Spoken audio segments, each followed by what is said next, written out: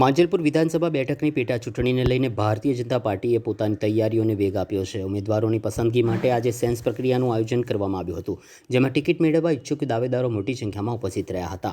Bhajap high command દ્વારા નિયુક્ત કરાયેલા નિરીક્ષકો પૂર્ણેશ મોદી, બળવંતસિંહ રાજપૂત, ગીતાબેન નાયક દાવેદારોની રજૂઆતો અને અભિપ્રાયો સાંભળવા માટે વડોદરા આવી પહોંચ્યા હતા.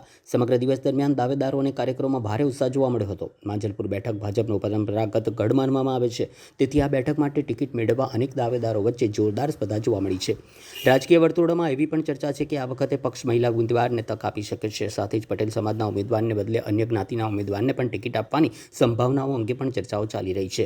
જો કે સેન્સ પ્રક્રિયાને લઈને રાજકીય વર્તુળોમાં એવી પણ ચર્ચા ચાલી રહી છે કે અંતિમ નિર્ણય પક્ષનું કેન્દ્રીય નેતૃત્વ લેશે અને સેન્સ પ્રક્રિયા માત્ર ઔપચારિકતા બની રહી છે. હવે સૌની નજર ભાજપના અંતિમ ઉમેદવારની જાહેરાત પર છે, કારણ કે માંજલપુર પેટા ચૂંટણી રાજ્યના રાજકીય માહોલમાં મહત્વપૂર્ણ માનવામાં આવી રહી છે.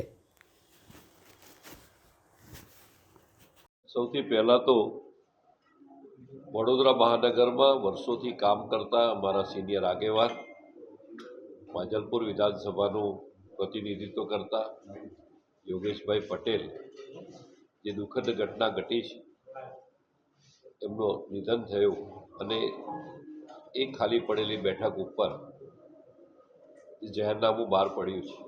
તે અનુસંધાને ભારતીય જનતા પાર્ટી કમલમ કાર્યાલય મુકામે આજે જે કે અપેક્ષિત શ્રેણી અને જે ઈચ્છુક ઉમેદવાર અને સિનિયર આગેવાન આ બધાને સાંભળીશું અને સાંભળીને આખો અહેવાલ પાર્લામેન્ટરી બોર્ડમાં રજૂ કરીશું.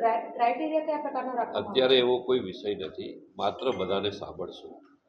આગળની કાર્યવાહી પાર્લામેન્ટરી બોર્ડમાં સંપન્ન થશે.